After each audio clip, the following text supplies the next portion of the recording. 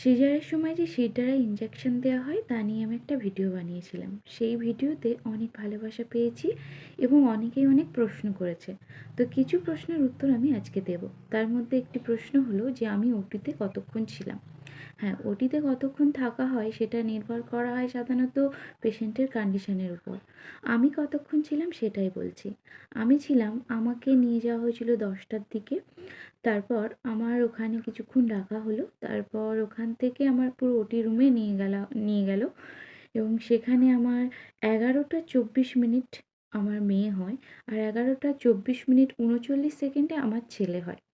তো তারপর আমার কন্ডিশন একটু খারাপ, মানে আমার প্রেশার হাই হয়ে গেছিলো। তো মোটামুটি আমাকে ওখান থেকে বার করা হয় 12টা নাগাদ। তারপর আমাকে রাখা হয়েছিল অবজারভেশন রুমে। আমার রুমে দেয়নি। তো সেখান থেকে বার হয়েছিলাম 4টের দিকে। তারপরের প্রশ্ন হলো যে অবশ কখন কাটে? দেখো, 4টের দিকে যখন আমি রুমে এলাম তারপর আমার বাড়ির লোকজন সবাই অপেক্ষা করেছিল। সবার সঙ্গে দেখা হলো। সবার সঙ্গে আমি দিব্য ভালো কথা বলতে পারলাম। তারপর ওখান থেকে আমি মানে সবাই বার হয়ে যাওয়ার পর আমি ঘুমিয়ে পড়েছিলাম।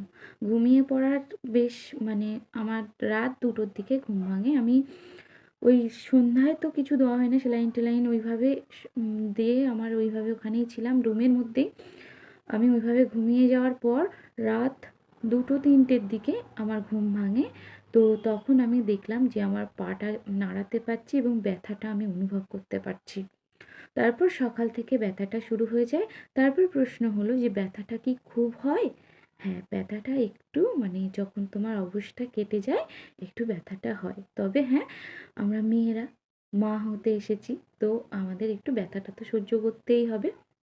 তখন একটু ব্যথা হয়। তারপর আরও প্রশ্ন হলো আমার বেবিদের কি আইসিইউ বা এনআইসিইউতে রাখতে হয়েছিল? না, হয়নি। আমার বেবিরা হয়েছিল, আমি বলেছিলাম একটা ভিডিওতে যে 8 মাসে হয়েছিল ওরা। তো ওদের ওজন কত হয়েছিল এরকম একটা প্রশ্ন আছে, সেটাও আমি একটা ভিডিওতে বলেছিলাম। ওরা 2 কিলো আপ হয়েছিল এবং ওরা সম্পূর্ণ সুস্থ সবল হয়েছিল। ওরা এনআইসিইউ বা আইসিইউতে রাখতে হয়নি। ঠিক আছে? আর প্রশ্ন হলো যে আমার বমি হতো প্রেগনেন্সি থাকাকালীন, কি আমার বমি হতো? আমার বমি একটু হতো, মানে খুব বেশি হতো না। কিছু বিশেষ জিনিস জোর করে খেতে গেলে, যেমন আমি যদি একটু শাক খেতে মানে সবজি এইগুলো খেতে যেতাম তখন কিন্তু আমার বমিটা বেশিই হতো। আর 3 মাসে একটু বমি হতো অল্প, অল্প, খুব বেশি নয়। ঠিক আছে? এই প্রশ্নের উত্তরগুলো আমি দিলাম। এই ছিল। তো আবার দেখা হবে নতুন ভিডিওতে। কোনো প্রশ্ন থাকলে অবশ্যই করো।